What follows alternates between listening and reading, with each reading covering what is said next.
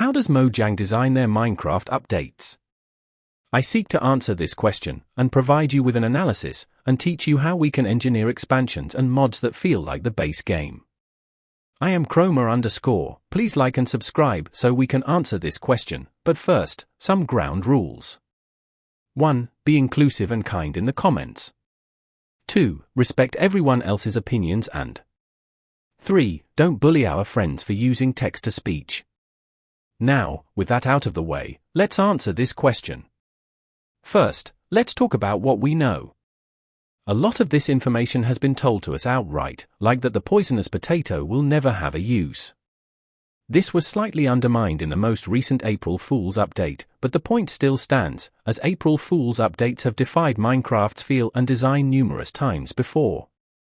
There are various small things, but Mojang has revealed 3 of their many design tenets. First, and by far the smallest, is the connection to real life. Mojang has said outright, when they were asked to add sharks to the game, that they would not add any hostile mob from real life. While there are some minor caveats in this, such as goats or bees, they do not immediately attack the player, and thus do not violate this principle. There are a couple other parts of this, as Mojang tries not to create misconceptions about animals, so they try to be as correct as possible in their game.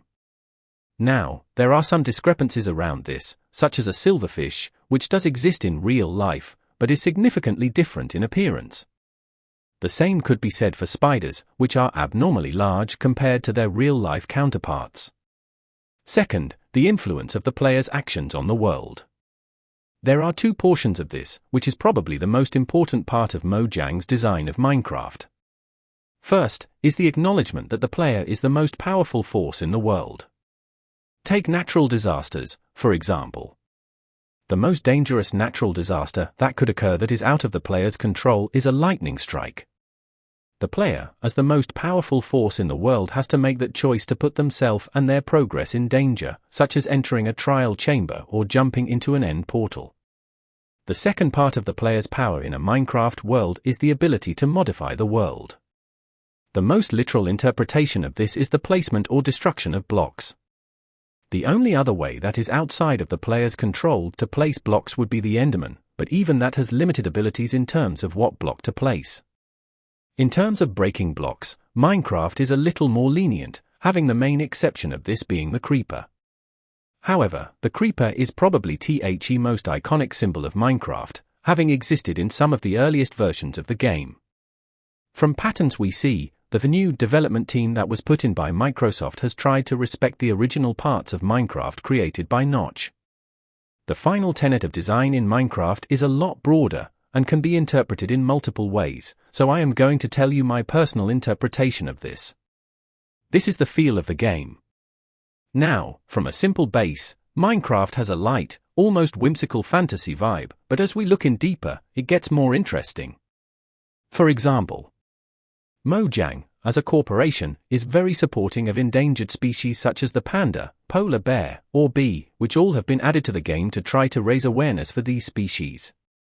To help determine the true feel of Minecraft, we must not only look at the internal features of the game, but also external factors that change what Mojang will add to the game.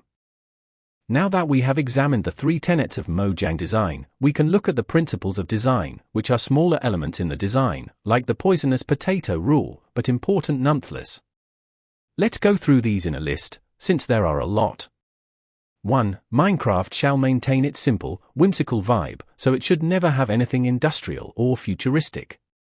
You can still have higher tech elements, but try to implement them in a more magical feel, such as trial chambers.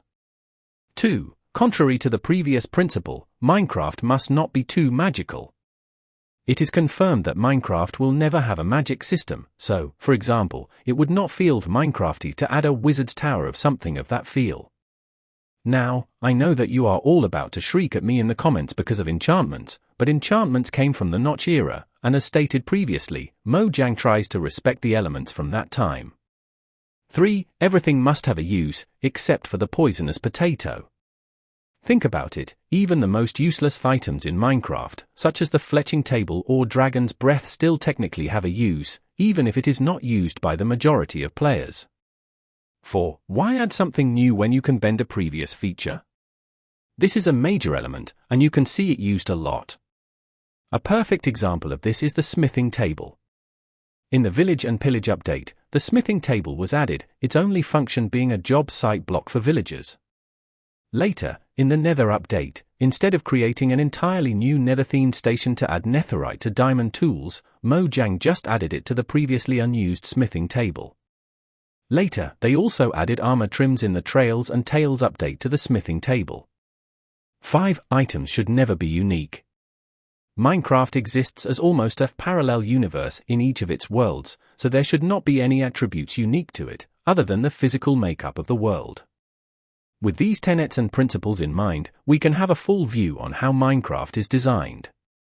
Thanks for watching, and see you in the next one.